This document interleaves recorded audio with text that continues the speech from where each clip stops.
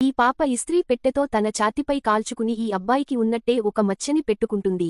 ఇది చూసిన ఆ పిల్లోడు పెద్దయ్యాక పెళ్లి చేసుకుంటా అని మాట ఇచ్చి తన నెక్లెస్ ని సగం చేసి ప్రేమ గుర్తుగా ఒక ముక్కని తనకి ఇచ్చేస్తాడు. అప్పుడే వాళ్ళిద్దర్నీ పట్టుకున్న కిడ్నాపర్ లోపలికి వచ్చాడు. వాడు ముందు ఆ అబ్బాయిని పట్టుకోపోతే ఆ అమ్మాయి ఆపడానికి చూస్తుంది. దాంతో వాడు ఆమెని పక్కకి విసిరేయడంతో అక్కడికక్కడే కళ్ళు తిరిగి పడిపోతుంది. తరువాత ఆ అబ్బాయిని కాపాడారు. కానీ ఎంత వెతికినా ఆ అమ్మాయి మాత్రం దొరకలేదు. 15 ఏళ్లు గడిచిపోయాయి. ఆ అబ్బాయి పెద్ద బిలీనియర్ అయ్యాడు.